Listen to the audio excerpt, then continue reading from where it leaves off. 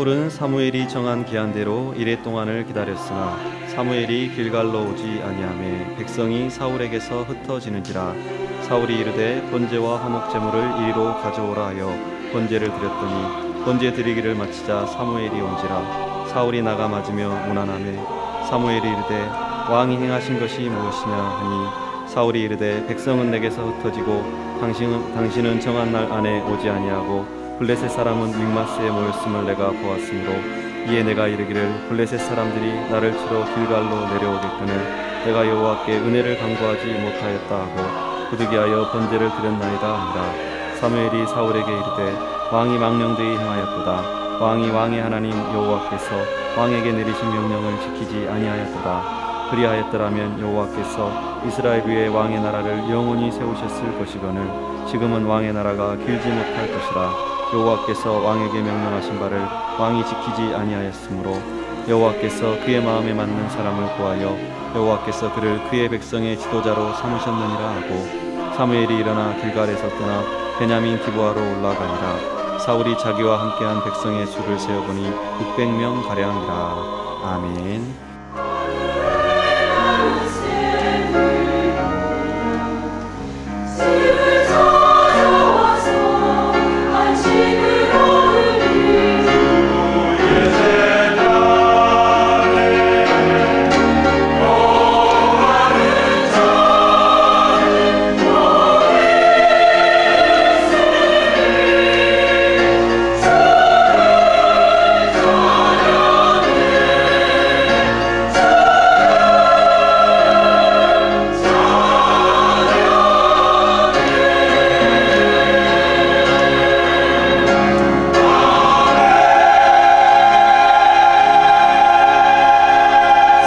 맞이한 지 두 번째 주가 되었습니다. 올 새해는 우리가 성공하면 성공하는 삶을 살아야 되는데 무엇보다도 예배에 성공하는 그러한 삶을 살아야 된답니다. 우리 믿는 사람들이 사는 목적이 무엇입니까? 그것은 하나님을 예배하기 위해서 사는 것입니다. 우리가 전도하고 또 봉사하고 교육하고 하는 모든 것들은 한 사람 한 사람을 하나님 보시기에 아름다운 예배자로 세우기 위한 노력들인 것입니다. 그러므로 무엇보다도 우리가 성공해야 될 것은 예배에 성공해야 된다라는 것입니다. 예배란 무엇입니까? 예배란 하나님께 감사하고 하나님을 찬양하는 것입니다. 우리가 찬양이란 말을 익숙하게 들어서 알 수 있지만 찬양이라는 말보다 이 말이 우리에게는 더 피부에 와닿는 것 같습니다. 칭찬이란 말이 더 우리의 피부에 와닿는 것 같습니다. 예배라고 하는 것은 하나님을 칭찬하는 것입니다. 이제까지 우리의 삶을 인도하신 그 하나님을 칭찬하는 것이고요. 오늘 나의 삶을 인도해 주신 그 하나님을 칭찬하는 것이고요. 장차 나의 미래를 아름답고 복되게 인도해 주실 것을 확신하면서 하나님을 칭찬하는 것이 바로 예배입니다. 우리 하나님께서는 칭찬받는 것을 굉장히 좋아하십니다. 우리도 칭찬받는 것 대단히 좋아하지 않습니까? 우리 하나님도 칭찬받는 것을 좋아합니다. 우리는 나를 칭찬하는 사람과 함께 있고 싶습니다. 또한 나를 칭찬하는 사람과 함께 교제하고 함께 식사를 나누고 싶습니다. 나를 칭찬하는 사람과 함께 있다라고 하는 것은 얼마나 기쁜 일이고 얼마나 좋은 일인지 모릅니다. 그러한 점에 있어서 우리 하나님도 누구와 함께 있기를 좋아하시냐면은 하나님을 칭찬하는 사람과 함께 있기를 좋아하신답니다. 하나님을 칭찬하는 사람에게 우리 하나님께서는 임재해 주시는 것이죠. 하나님께서 임재해 주신다라고 한다면은 우리의 삶 가운데 새로운 일이 일어나게 될 줄로 믿습니다. 그 새로운 일이라고 하는 것은 이사야서 43장 말씀이 우리에게 잘 가르쳐 주고 있습니다. 하나님께서 행하신 일은 항상 새로운 일인데 그 새 일이라고 하는 것은 광야에서 길을 만들어 주시는 것이고 또한 사막에서 강물이 흐르도록 하게 하시는 것이 바로 하나님께서 행하시는 새 일입니다. 우리의 삶 가운데 날마다 새 일이 있다라고 한다면 얼마나 기대가 되고 얼마나 흥분이 되겠습니까? 그러한 점에 있어서 우리는 항상 예배에서 성공해야 되는 것입니다. 하나님을 칭찬하는데 성공해야 되는 것입니다. 여러분, 한 주 동안 사시면서 하나님을 칭찬해 보았습니까? 우리의 삶이 힘들고 어렵게 되면은 나 자신도 모르게 하나님을 칭찬하지 않습니다. 하나님에 대해서 야속하게 생각합니다. 하나님을 칭찬하기보다는 하나님에 대해서 섭섭한 마음을 가집니다. 사람과의 관계 속에서도 보면은 잘 알 수가 있습니다. 우리는 이상하게도 칭찬에 익숙하지가 않습니다. 칭찬에 인색합니다. 우리는 부부간에도 남편에 대해서 칭찬하는 마음보다는 섭섭한 마음이 많습니다. 아내에 대해서 칭찬하는 마음보다도 야속한 마음이 있습니다. 이러한 모든 것들이 무엇에서 비롯된 것입니까? 바로 하나님을 칭찬하지 못하는, 예배에서 성공하지 못하는 것에서 다 비롯된 것입니다.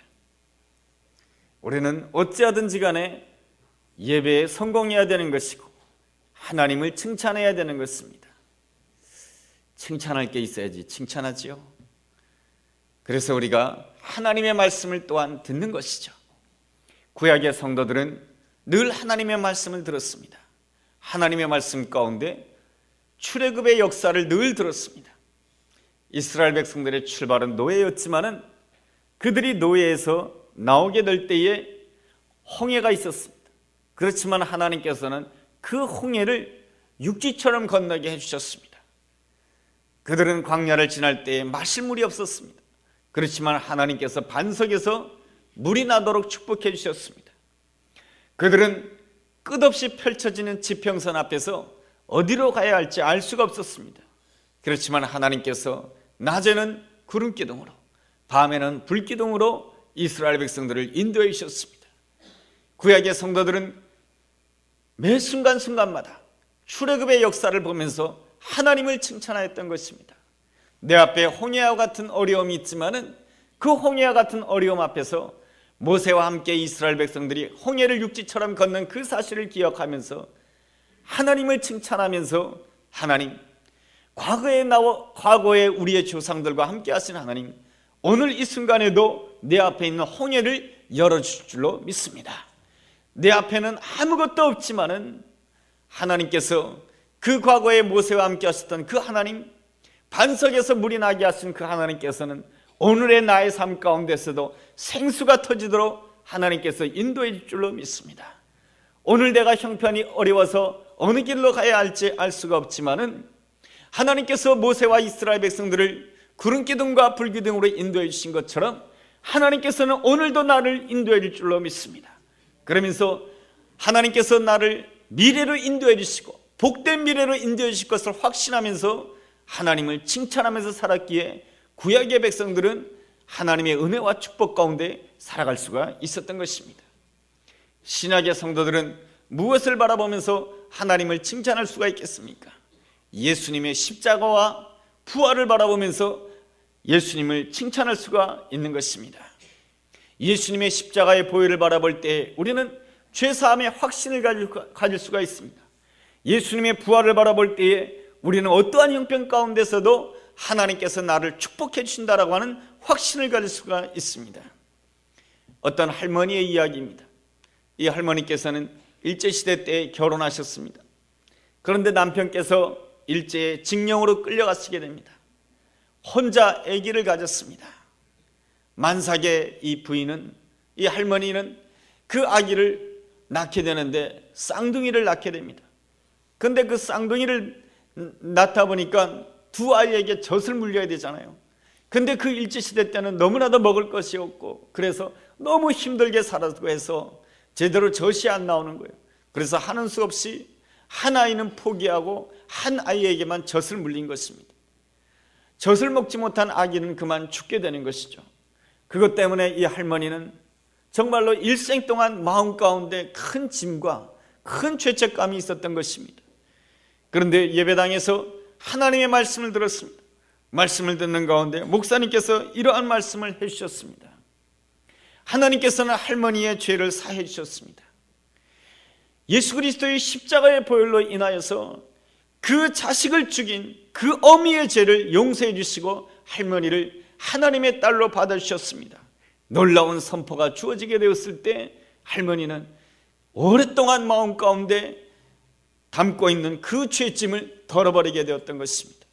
아, 내가 이제 하나님의 딸이 되었구나, 내가 이제 하나님을 만날 수 있게 되었구나, 그러한 놀라운 기쁨과 확신을 가지고 살 수가 있었던 것입니다. 우리의 삶에 있어서 우리는 물질적으로 넉넉해지는 것이 중요한 성공의 원인이고 형편이 좋아지는 것이 성공의 가장 중요한 것이라고 생각하지만은 가장 중요한 것은 바로 예배에서 성공하는 것입니다. 예배에서 성공하게 될 때 그 인생은 마지막까지 성공할 수가 있는 것입니다. 우리 삶에 있어서 마지막이 좋아야 모든 것이 좋은 것 아니겠습니까? 우리가 읽은 사무엘서를 읽어본다라고 한다면 다윗의 인생과 사울의 인생을 자주 비교하고 있습니다. 사울도 이스라엘의 왕을 지냈고 다윗도 이스라엘의 왕을 지냈습니다. 그런데 그들의 삶의 마지막을 본다라고 한다면 사울 왕은 얼마나 비참한 최후를 맞이했는지 모릅니다. 반면에 다윗은 하나님의 은혜와 축복으로 마지막을 잘 맞이하고 있습니다. 여러분, 그 결과의 차이점은 무엇 때문에 나온 것입니까? 다윗이 특별히 똑똑했기 때문입니까? 다윗이 특별히 지식이 많았기 때문입니까? 다윗이 특별히 물질이 많았기 때문입니까? 그렇지 않습니다. 다윗이 그러한 성공적인 삶을 누릴 수가 있었던 것은 바로 다윗이 예배에 성공하였기 때문에 그런 것입니다. 매 순간순간마다 하나님을 칭찬했기 때문에 그런 것이죠. 시편은 몇 편까지 기록되어 있습니까? 150편에 기록되어 있습니다. 성경에는 수많은 시편들이 기록되어 있다고 하는 것은 무엇입니까? 이 다윗은 매 삶의 순간순간마다 하나님을 칭찬했다라고 하는 것입니다. 예배에 성공하는 자가 진정한 성공자인 것입니다. 예배에 성공하기 위해서는 어떻게 해야 되는 것입니까? 첫째로 자기 자신과의 싸움에서 이겨야 되는 것입니다. 사울은 늘 싸워야 될 대상을 외부의 적만 생각했던 것입니다. 블레셋과 싸워서 이기려고 하였고, 아말렉과 싸워서 이기려고 하였고, 자기의 경쟁 상대자인 다윗과 싸워서 이기려고 하였습니다. 그러나 사울이 정말로 싸워서 이겨야 될 대상은 누구입니까? 바로 자기 자신이었던 것입니다.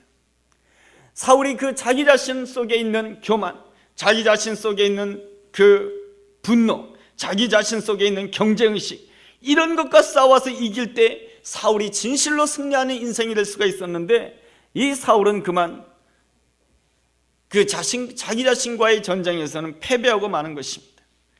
사울 왕이 블레셋과의 전쟁에서는 이겼고 아말렉과의 전쟁에서는 이겼지만은 자신과의 전쟁에서는 패배한 것입니다. 왜 자기 자신과의 전쟁에서는 패배하는 것입니까? 자기 내면에 질서가 없었기 때문에 그렇습니다. 여러분, 창세기 1장을 읽어본다라고 한다면 하나님 보시기에 좋았더라의 역사는 언제 일어나는 것입니까? 구분될 때에 하나님의 축복의 역사가 일어나는 것입니다. 빛과 어두움이 구분이 될 때에 하나님의 축복의 역사가 일어나는 것이고요, 궁창 위의 물과 궁창 아래의 물이 구분이 될 때 축복의 역사가 일어나는 것이고요, 땅과 바다가 구분이 될 때에 하나님의 축복의 역사가 일어나는 것입니다. 바로 우리 내면에 구분의 역사가 일어나야 되는 것입니다. 하나님이 원하시는 것과 내가 원하는 것에 구분의 역사가 일어나야 하나님의 축복을 누릴 수가 있는 것이고 내 자신과의 싸움에서 이길 수가 있는 것입니다. 그런데 사울왕은 내 자신, 하나님이 원하시는 것과 내가 원하는 것에 구분이 없었던 것입니다. 사울왕은 늘 자기 자신을 높였던 것입니다. 자기 자신을 높이는 것이 하나님을 높이는 것처럼 생각했던 것이죠. 다윗을 바라볼 때도 그랬습니다. 다윗을 바라볼 때에 하나님이 다윗을 얼마나 인정하시는가, 하나님께서 다윗을 얼마나 축복하시는가, 그걸 보지 않았습니다. 사울왕이 다윗을 볼 때는 오직 그것만 보았습니다. 저 다윗이 나에게 이익을 주는가, 저 다윗이 나에게 손해를 끼치는가, 그것만 바라보았던 것입니다. 하나님이 보는 것이 무엇이고 내가 보는 것이 무엇인가, 그것에 대한 구분이 없었기 때문에 이 사울왕은 자기 자신과의 전쟁에서 패배하게 되고 결국에는 자기 인생에서 패배하게 되는 것이죠. 반면에 다윗은 어떻습니까? 쫓기는 상황 가운데서도 늘 하나님이 원하시는 것이 무엇이고 내가 원하는 것이 무엇인지를 늘 구분할 줄 알았던 것입니다. 사울 왕을 죽일 수가 있었던 기회가 있었습니다. 그것은 무엇입니까? 내가 원하는 것이고 나를 따르는 사람이 원하는 것이었습니다. 사울 왕이 죽기만 하면은 내가 왕이 될 수가 있기 때문에 말이죠. 그러나 다윗은 사울 왕을 죽이지 아니하였습니다. 왜냐하면 그것은 하나님이 원하는 것이 아니었기 때문에 그런 것입니다. 내 자신의 내면의 질서가 있었기 때문에 다윗은 항상 내가 원하는 것과 하나님이 원하는 것을 언제나 구분할 줄 알았던 것입니다. 그리고 내가 원하는 것을 내려놓고 하나님이 원하는 것을 쫓을 수가 있었던 것이죠. 그럴 수가 있었던 이유가 무엇입니까? 다윗의 마음속에는 하나님이 나를 축복하신다라고 하는 확신이 있었던 것입니다. 하나님이 임재하는 사람의 특징은 그것입니다. 하나님이 나를 축복하신다라는 것이죠. 내가 무슨 일을 만난다 할지라도 하나님이 나를 축복하신다라는 것입니다. 사울왕이 나를 어떻게 되든지 간에 하나님께서 나를 축복하신다라고 한다면 나는 하나님의 때에 왕이 될 것을 내가 믿습니다. 이러한 확신 말이죠. 새해가 시작되고 있습니다. 여러분들은 여러분 자신에게 하나님이 축복하실 것이라고 하는 확신이 있습니까? 하나님이 나에게 임재해 주실 때에 우리는 그러한 확신을 가질 수가 있는 것입니다. 그 확신을 가질 때에 우리는 어떠한 형편에서 있든지 간에 승리할 수가 있는 것입니다. 다윗이 그랬습니다. 여호와는 나의 목자시니 내가 부족함이 없으리로다. 내가 어떠한 형편에 있다 할지라도 하나님께서는 나를 푸른 초장과 쉴 만한 물가로 인도해 주실 것입니다. 내가 비록 사망의 음침한 골짜기를 다닐지라도 우리 주님께서는 주의 지팡이와 막대기로 나를 안위해 주실 것입니다. 주님의 인자하심과 성실하심이 영원토록 나와 함께 할 것입니다. 이것이 무엇입니까? 하나님이 나를 축복해 주신다라고 하는 놀라운 확신인 것입니다. 이 시간에 여러분의 심령 가운데 우리 하나님께서 임재해 주심으로 인하여서 나 자신도 모르게 내 마음속에 그래 하나님은 나를 축복해 주신다, 이 놀라운 확신을 가지고 세상으로 나아가시기를 주의 이름으로 축원합니다. 둘째로, 예배에 성공하는 자는 하나님을 기다림에 있어서 승리하는 사람입니다. 오늘 본문의 말씀 보면은 사울 왕은 블레셋과의 전투를 앞두게 되고 사무엘을 기다려야 했습니다. 그런데 사무엘을 기다리지 않습니다. 그리고 내가 조급해서 내가 사무엘을 대신해서 하나님 앞에 제사를 드리게 됩니다. 왜 그런 겁니까? 그것은 사람을 두려워했고 형편을 두려워했기 때문에 그렇습니다. 8절 하반절에 보면 이러한 말씀이 있습니다. 백성이 사울에게서 흩어지는지라. 그리고 11절 하반절에 보면은 블레셋 사람은 믹마스에 모였음을 내가 보았으므로. 이 사울이 사무엘을 대신해서 하나님 앞에 제사를 드린 이유가 무엇입니까? 나에게서 사람이 흩어지는 것이 두려웠고 블레셋 사람들 앞에 있다라고 하는 것이 두려웠던 것입니다. 그래서 끝까지 하나님을 기다리지 못하였던 것입니다.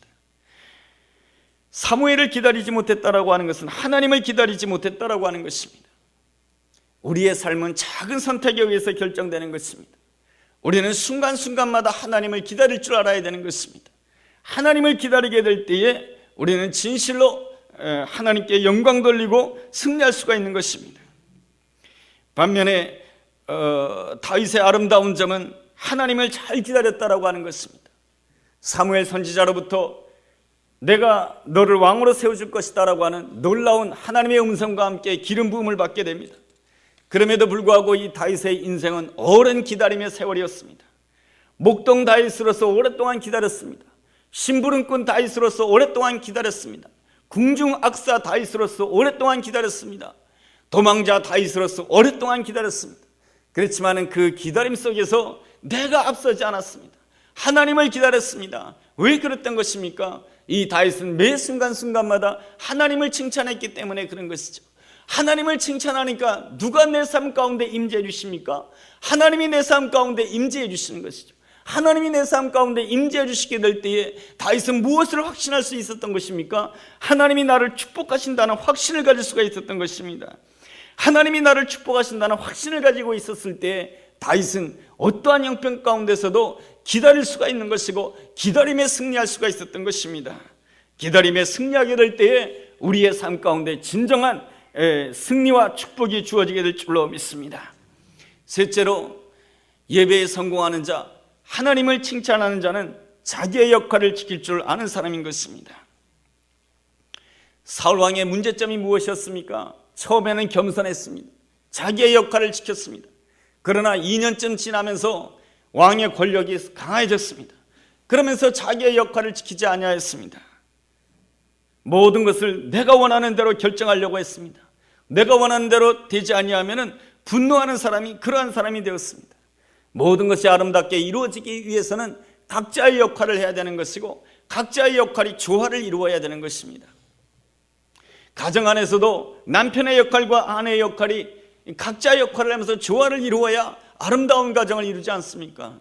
비행기가 하늘을 뜨기 위해서는 조종사가 잘 역할을 해주고 스튜디오스가 역할을 해주고 그리고 정비사가 역할을 해주고 관제탑이 역할을 해줄 때에 비행기가 잘 이륙하고 하늘을 날고 잘 착륙할 수 있는 것 아니겠습니까? 자기의 역할을 넘어서는 것은 교만인 것입니다. 사울 왕은 자신도 모르게 자기의 힘이 강해지자 사무엘의 역할까지 자기가 취하려고 했습니다. 사무엘의 역할을 취하여서 자기가 제사를 드리게 됩니다. 사무엘의 역할을 취하게 될 때 누구까지 취하게 됩니까? 녹당에 있는 제사장들의 생명까지 취하게 됩니다. 처음에 작은 선택은 아무것도 아닌 것 같지만 하나님 앞에서의 잘못된 이 작은 선택은 엄청나게 잘못된 결과를 나오게 되는 것입니다. 사울 왕은 사무엘을 대신해서 하나님 앞에 제사 드린 거 별것 아닌 것 같습니다. 아무도 피해를 입지 않았습니다.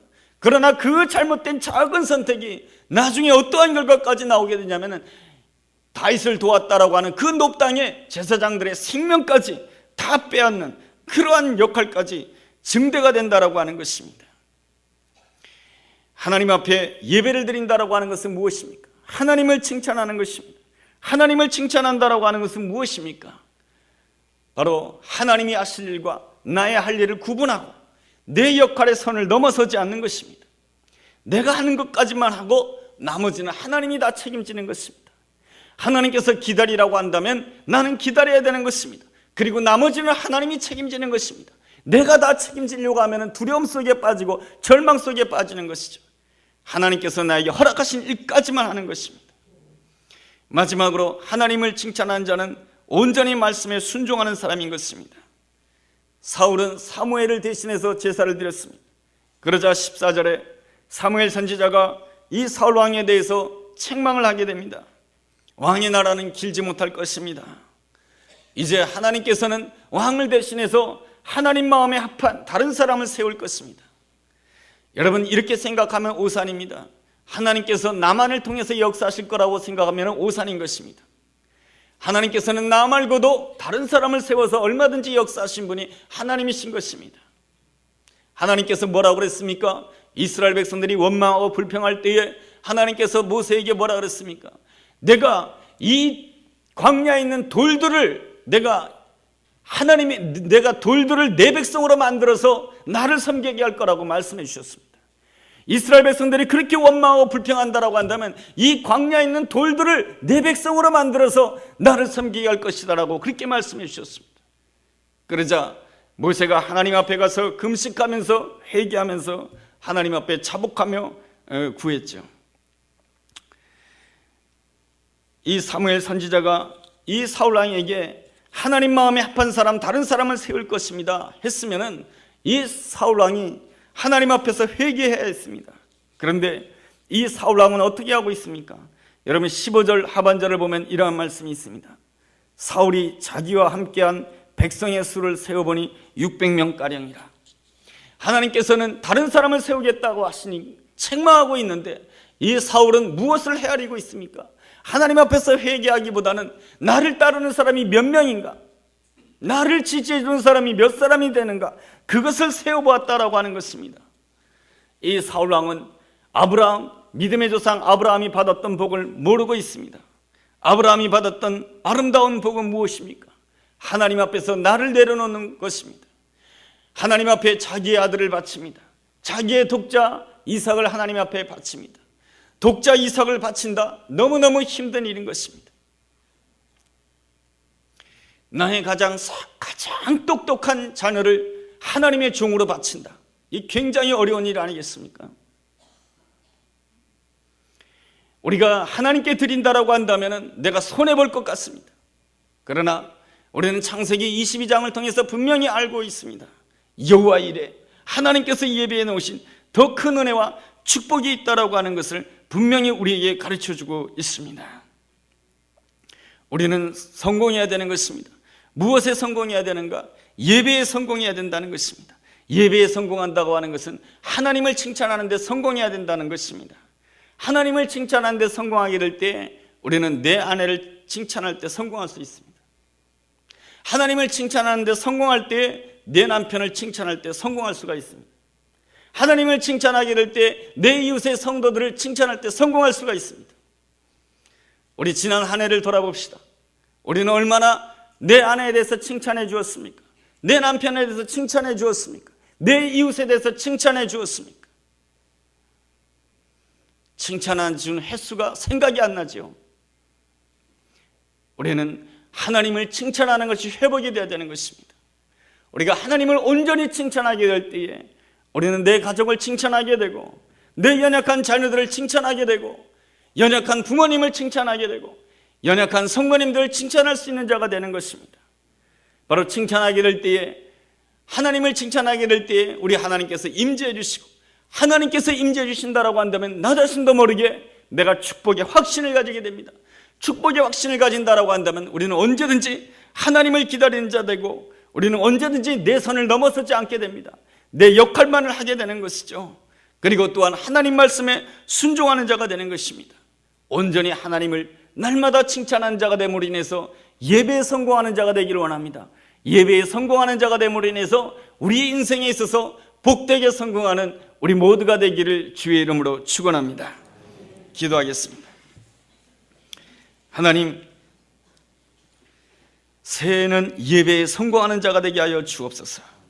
어떠한 형편 가운데서도 하나님의 선하심을 믿고 하나님을 칭찬함으로 인하여 하나님께 영광 돌리는 하나님의 사람으로 승리하게 하여 주옵소서.